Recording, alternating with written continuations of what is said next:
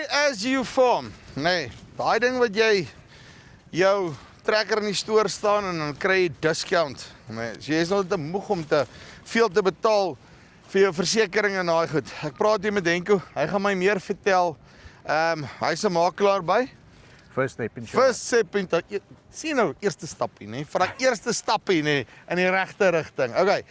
Hy het nou al kliënte wat op die ding is en van die ouens het al geld teruggekry. Kom ons hoor 'n bietjie, wat is die ervaring en is hierdie dalk nou net iets waarop jy kan klim? Henko, like dit? Goed met jou, Choppie. Die aan die gang, man. Dis mooi. Okay, eerste ding, First Step Insurance Brokers. Yes. So vertel my gou eers, wat doen julle presies? Wat is julle fokusarea? Ja, so ons is daar in Frankfurt, in die Ja. Vrystaat en dan ons fokus daar is maar primêr omdat dit maar boeregemeenskap is en so aan is ons op die agri boere se bateversekerings, ons doen die oesversekerings. Ons het die lewens en beleggings ook by en dan het ons 'n tak in Centurion, Nelspruit en ons het nou in Potchefstroom ook 'n tak oopgemaak. So ons probeer maar in die kleiner gedeeltes die platteland. Ons het ons kommersiële kant daar in Potchefstroom, maar die res van die goeder is maar tussen die boere. Maar die punt is julle fokus op wat vir my as boer belangrik is. Yes. En julle kan my hele portefeulje 100. hanteer. Yes, So ek het een ou wat ek telefoon optel en sê, hey, Vroegoggend, laat aand, maak nie saak nie. Ons doen nou maar die ja. okay, so, daai goed wat daar agter jou staan en veral as jy bietjie kyk na die groter trekkers. Yes. Jy het nou al 'n paar ouens op Pay as you farm. Verduidelik my gou eers, wat is die rede hoekom het jy die ouens op die polis gesit? Yes, Joep, ek moet vir jou sê, ek dink 'n ding wat tog al redelik en almal sal saamstem met dit, jou pryse op jou groot trekkers en jou groot stroopers het so baie geword dat jou premie eintlik begin weghardloop met jou. Ek meen jy koop nou stroopers, dan sit 7 na 10 na 12 miljoen toe. Jou groot trekkers dieselfde. So jy kry die effek dat jy boere het wat daar's 'n gedeelte wat sy voorwerktrekker eintlik in die stoor staan. Dan wil hy hom op derde party brand en diefstal sit of net derde party of wat ook al. Maar jou probleem is as hy gefinansier is, Dan soek hy omvattende dekking. hy moet omvattende dekking. So dis waar ons probleem inkom is en dis waar Pay as you farm dit eintlik bitter lekker maak. Jy het omvattende dekking reg deur die jaar en jy het nie daai probleem van ophaal, afhaal of 'n probleem met jou finansieringsouens nie. En dan sit jy met daai geleentheid dat jy 30% kan spaar op die einde van die jaar as jy nie eise gehad het nie, maar ook aan die ander kant praat ons jou eise verkoop tog jou produk. En dis nog steeds lekker op ons kliënte het ons ouens wat eise gehad het, die eise het goed verloop, maar hy het nog steeds 'n 26 of 'n 27% op sy totale portefeulje teruggekry. So dis 'n eintlik maar 'n wen-wen vir die boer. Okay, nee, en want jy sê 'n belangrike ding, baie ouens haal die goed op, haal hulle af ensovoorts. En is nou mos nou gewoonlik, as hy nou net afgehaal is, dan word hy nou net gou daar om die stoor getrek, net gou om gewas te word of wat ook al en dan word hy gestamp, nee. Ja, ek moet vir jou sê ek het 'n baie goeie voorbeeld van 'n boer wat eintlik 'n trekker verkoop het. En toe vra ek vir hom, hoor jy, as jy klaar gestroop, want hy het sy nuwe stroper gevat en hy sê nee, ons sit hom net derde party brand en diefstal.